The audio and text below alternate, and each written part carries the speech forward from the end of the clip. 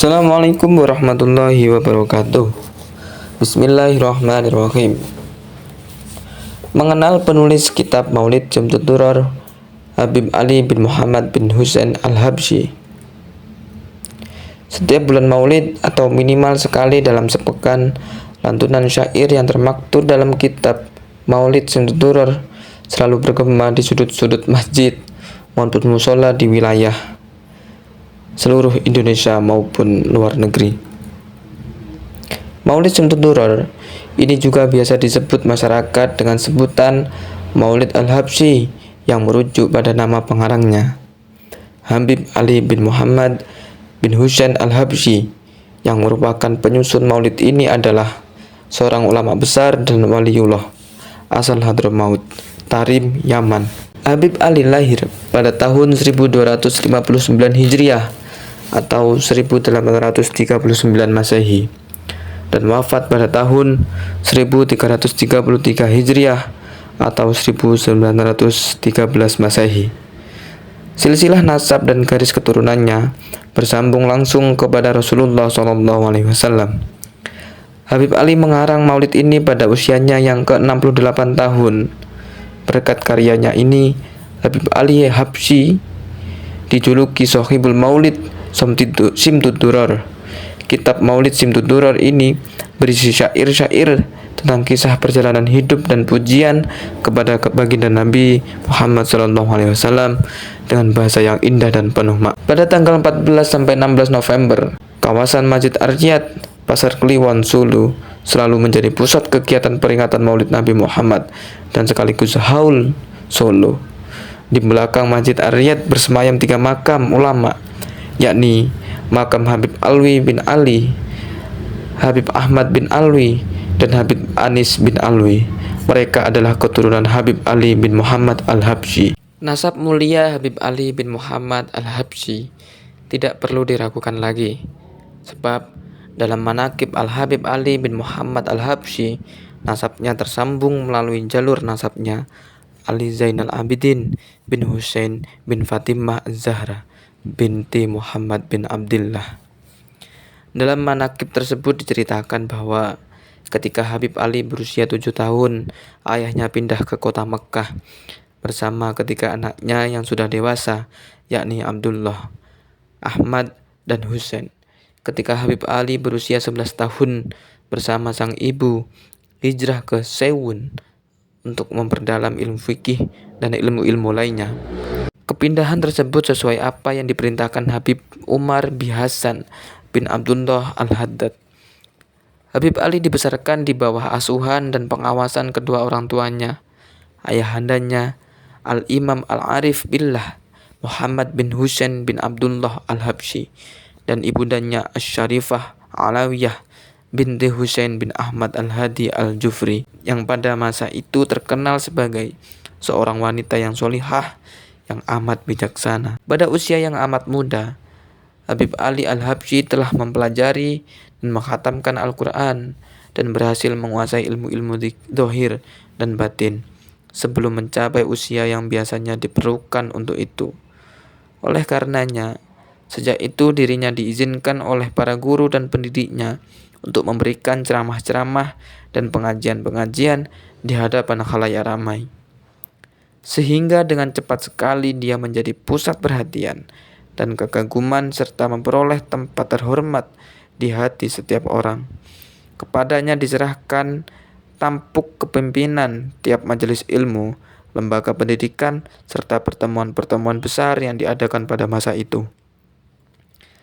Habib Ali melaksanakan tugas-tugas suci yang dipercayakan padanya dengan sebaik-baiknya, menghidupkan ilmu pengetahuan agama yang sebelumnya banyak dilupakan, mengumpulkan, mengarahkan, dan mendidik para siswa agar menuntut ilmu, di samping membangkitkan semangat mereka dalam mengejar cita-cita yang tinggi dan mulia. Bimbingan dan asuhan beliau seperti ini telah memberinya hasil kepuasan yang tak terhingga dengan menyaksikan banyak sekali di antara murid-muridnya yang berhasil mencapai apa yang dicitakannya, kemudian meneruskan serta menyiarkan ilmu yang telah mereka peroleh, bukan saja di daerah Hadramaut, tetapi tersebar luas di beberapa negeri lainnya, di Afrika dan Asia, termasuk di Indonesia. Habib Ali meninggal dunia di kota Sewun, Hadramaut pada hari Ahad 20 Rabiul Akhir 1333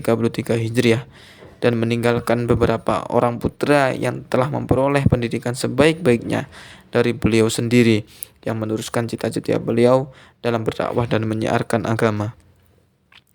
Di antara putra-putra beliau yang dikenal di Indonesia adalah putranya yang bungsu, Habib Alwi bin Ali Al-Habsyi, pendiri Masjid Riyad di kota Solo.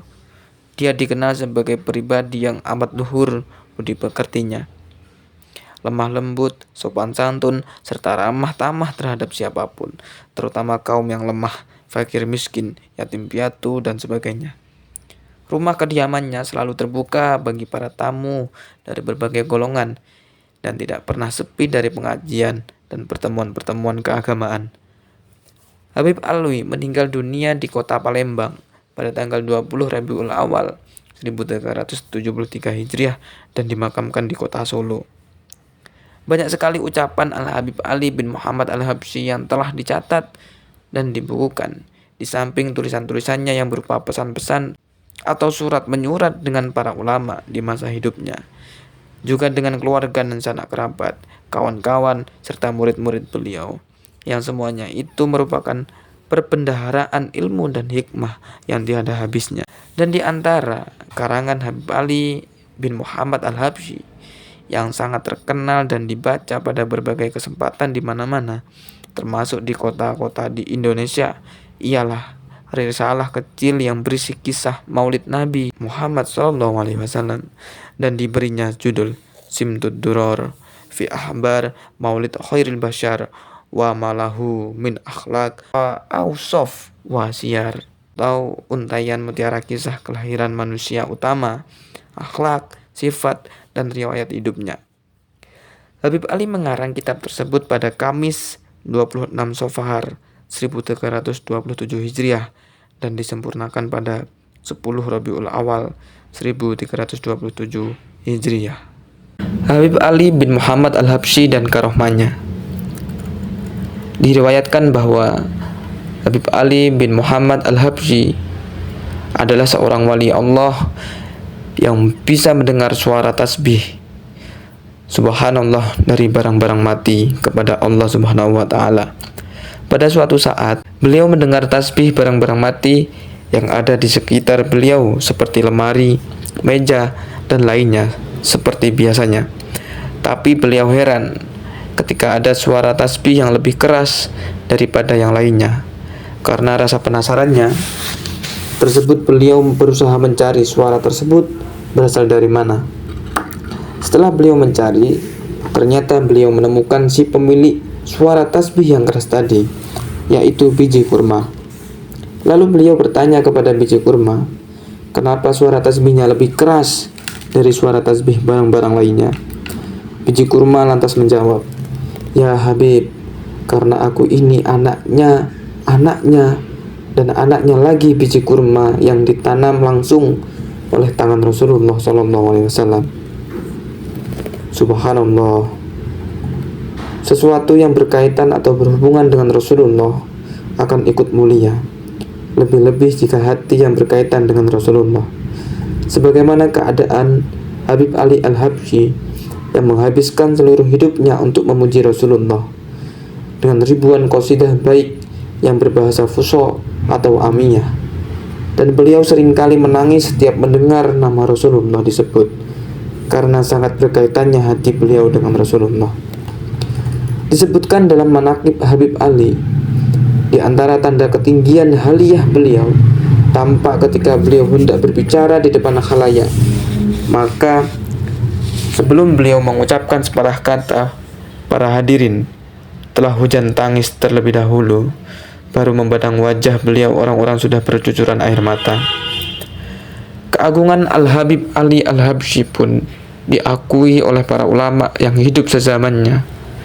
Dalam suatu majelis, Sahibul Al-Fas Habib Ahmad bin Hasan Al-Attas, seorang wali min auliyaillah yang hidup sezaman dengan Habib Ali, mendapat kabar bahwa sahabatnya yang bernama Ja'far bin Hamid bermimpi bertemu dengan Rasulullah, dan beliau Rasulullah berkata, Ali al-Habsyi, amal perbuatannya dan amal perbuatan para murid-muridnya semua diterima oleh Allah Subhanahu wa taala.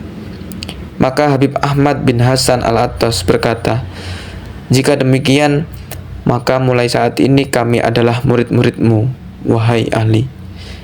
Habib Ali menjawab, kalian semua adalah murid-muridku. Syekh Yusuf bin Ismail An-Nabani memasukkan Habib Ali dalam kitab Jami' Karomatil Aulia. Meski secara zahir Syekh Yusuf tidak pernah bertemu dengan Habib Ali.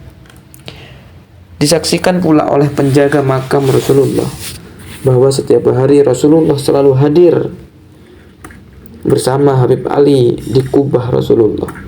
Al-Habib Abdul Qadir bin Utban pernah berkata kepada Al-Habib Ali bin Muhammad Al-Habsyi, Ya Habib Ali, kenapa setiap aku melihat arwah para salaf ahli tarim dan aku bertanya kepada mereka, hendak kemanakah kalian wahai para salafku? Maka mereka menjawab, kami akan ke Ali Habsyi. Al-Habib Ali menjawab, wahai Abdul Qadir, itu semua karena aku telah memegang ketuanya. Aku memegang teguh Muhammad Sayyidil Wujud Sallallahu Alaihi Wasallam. Habib Abu Bakar bin Abdullah bin Thalib al-Attas adalah Syekh Futuh Habib Ali yang menuntun rohani Habib Ali dan mempertemukannya dengan Rasulullah secara terjaga sebanyak 20 kali. Dan beliau Habib Abu Bakar berkata, Ya Ali, badaku nama nanti syal qulub.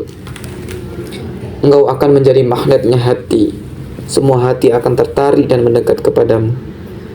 Kelak perkataan Habib Abu Bakar pun terbukti melalui dua warisan berharga Habib Ali Al-Habsyi, Maulid Sumtud Durar dan Sholawat Lataiful Arsyiyah.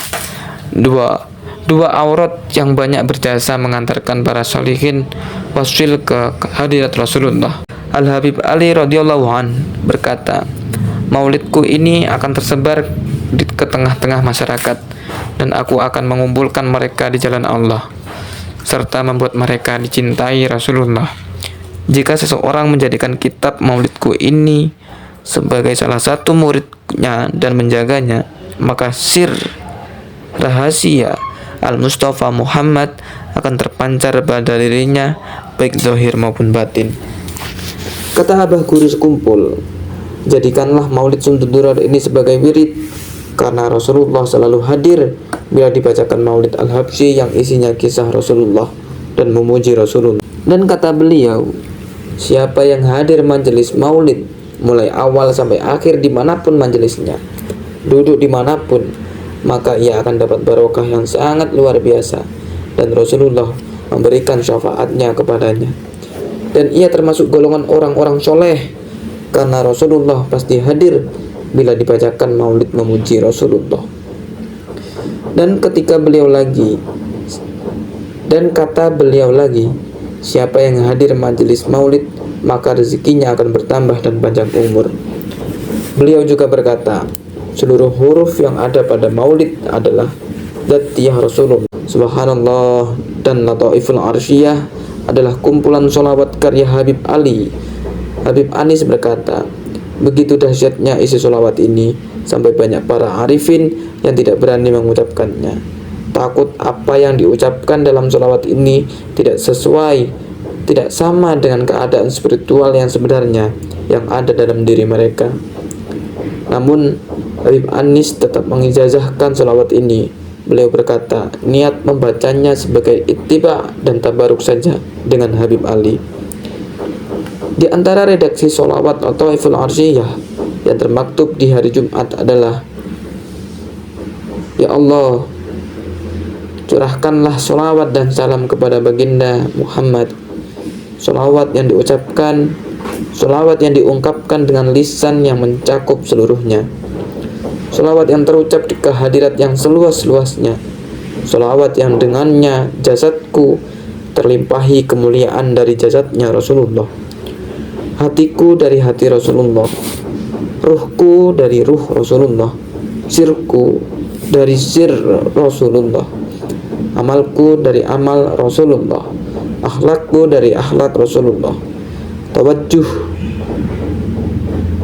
hatiku dari tawajjuh Rasulullah, niatku dari niat Rasulullah, tujuanku dari tujuan Rasulullah. Sholawat yang keberkahannya menaungi diriku, anak-anakku, keluargaku, para sahabatku, dan para ahli zamanku. Wahai Allah sang cahaya, wahai Allah sang cahaya, jadikan diriku cahaya dengan hak Rasulullah sang cahaya. Semoga kita semua mendapatkan berkahnya, dan semoga kita selalu didekatkan Allah dengan para walinya di dunia maupun di akhirat, mendapat keampunan seluruh dosa zahir batin seumur hidup, dan terkumpul di akhirat bersama Rasulullah dan keluarganya di dalam surga bighairi hisab. Masya Allah. Allahul muwaffiq ila aqwamit thoriq. Wassalamualaikum warahmatullahi wabarakatuh.